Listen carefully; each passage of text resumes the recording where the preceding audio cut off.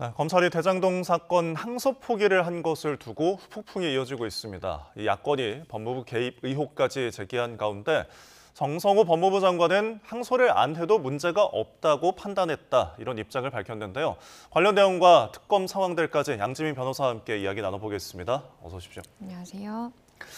자, 지금 이제 대장동 개발 비리 사건의 항소 포기를 검찰이 결정한 것이 굉장히 지금 논란인데, 항소 포기 자체를 놓고 봤을 때 좀 이게 이례적인 건가요?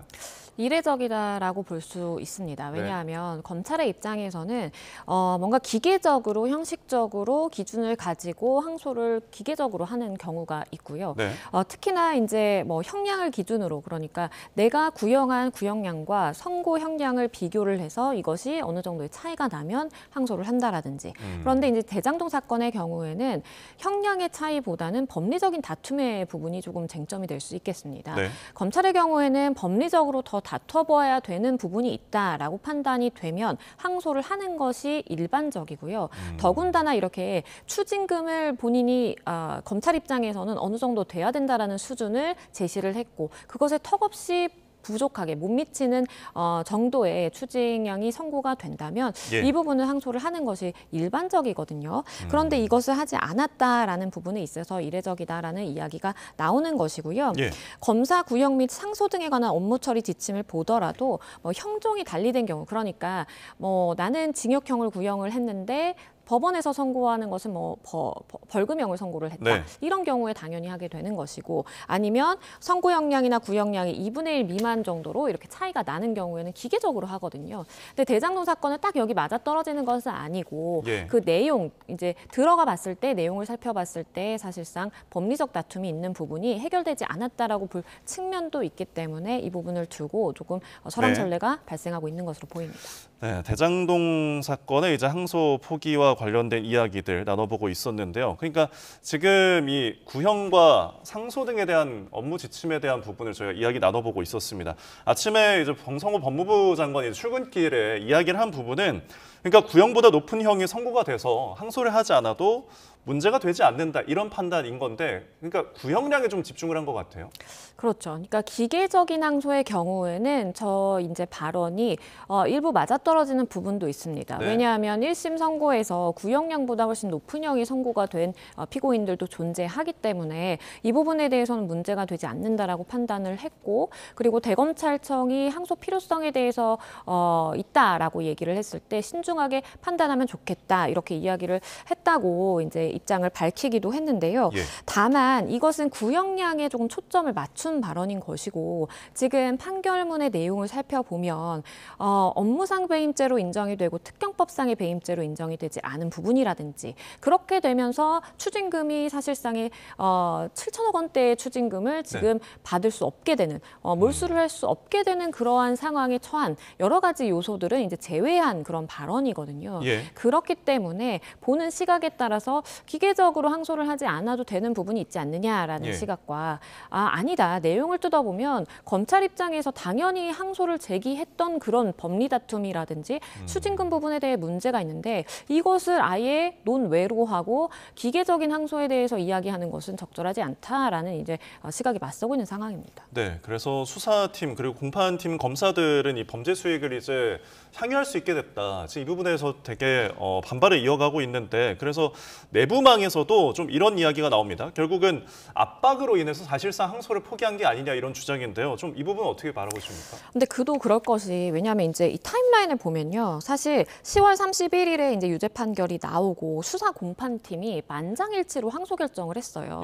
그런데 이러한 항소 결정에 따라서, 항소 제기 결정에 따라서 중앙지검도 사실 대검찰청에 항소가 적절하다라고 의견을 제시를 했는데, 이것이 법무부와의 논의 단계를 거치면서 구체적으로 어떤 명령이라든지 지시가 하달되었는지는 외부로 알려지지 않았지만 그 과정을 거치면서 갑자기 항소 금지로 입장이 바뀌다 보니까 내부 검사들의 입장에서는 당연히 반발할 수밖에 없는 상황이죠. 왜냐하면 지금 이 수사를 이어오고 그리고 공판에 관여한 이 검사들의 경우에는 이 쟁점이라든지 판결의 내용에 대해서 가장 잘 알고 있는 당사자들입니다. 네. 그런데 당사자들이 그것도 한 명의 이견이 없이 만장일치로 이거는 항소 사건이다, 항소를 해야 된다라고 했는데 이것이 뒤집어지다 보니까 이것이 모종의 이제 상부의 압박에 의한 것 아니냐라는 이제 이야기가 나오는 것이고요. 실제 이제 검찰 내부에서도 강백신 검사라든지 김영석 검사 그리고 천영환 검사도 본인의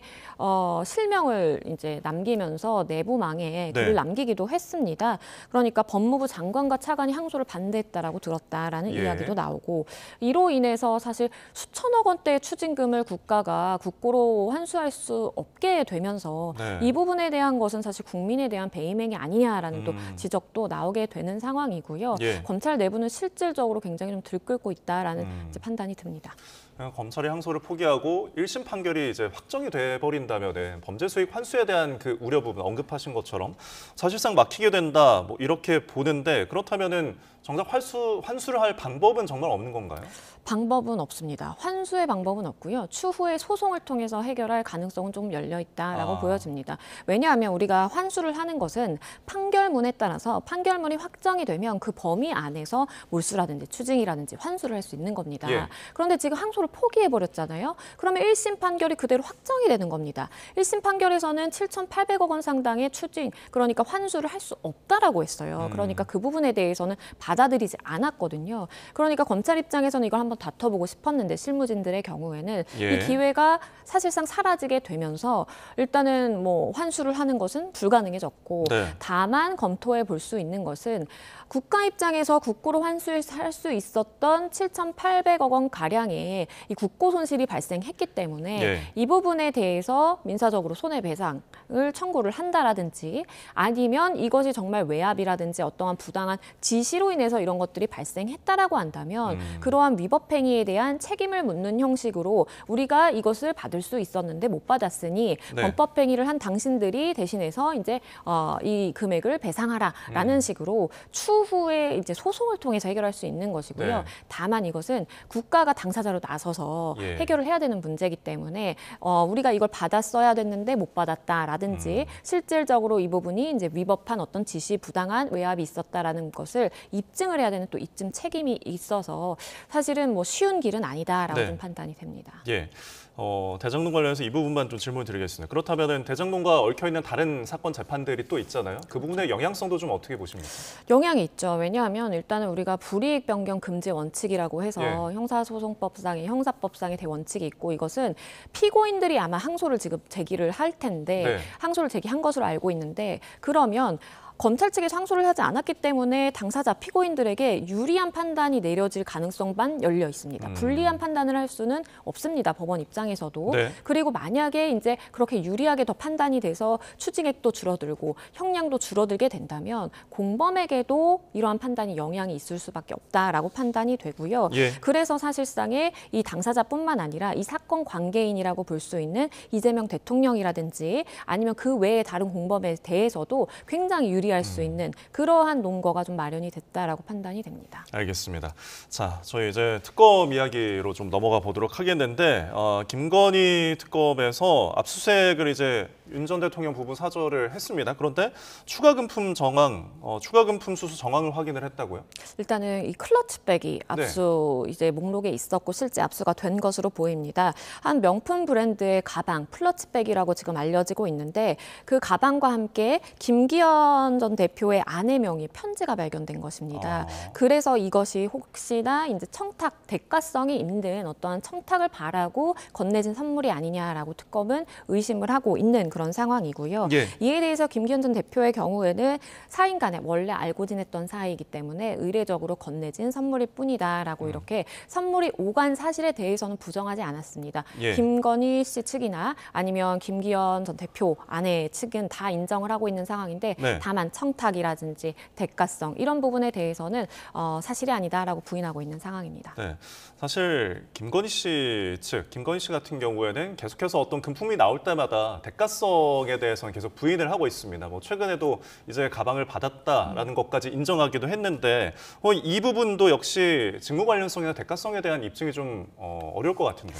그렇죠. 왜냐하면 적어도 내가 어떤 것을 바라고 청탁과 함께 이러한 것을 건넸다라고 얘기가 돼야만 사실 의미 있는 형량을 구형하고 선고가 될 수 있는 부분이 있습니다. 왜냐하면 청탁금지법에 따르면 배우자가 그러니까 선물을 받았을 때 신고해야 되는 의무는 있지만 신고를 하지 않았다라고 해서 처벌할 수 있는 그러한 기준은 굉장히 낮거든요. 그래서 뇌물죄라든지 알선 수재까지 적용을 범위를 넓히고자 한다면 직무 관련성이나 대가성, 어떠한 청탁이 오고 갔다라는 것을 입증을 해야 되는데 김 씨 측에서는 선물을 수수한 것 자체는 부인하기 굉장히 힘들어요. 증거들이 많이 있기 때문에. 그래서 이 부분에 대해서는 인정하되 우리가 법리적으로 좀 다퉈서 청탁이나 대가성이 없기 때문에 법적으로는 어떠한 문제가 되지 않는다라는 식으로 지금 계속해서 재판 전략을 잡고 있는 것으로 보입니다. 알겠습니다. 지금까지 검찰 이슈들 양재민 변호사와 함께 짚어봤습니다. 오늘 말씀 고맙습니다. 감사합니다.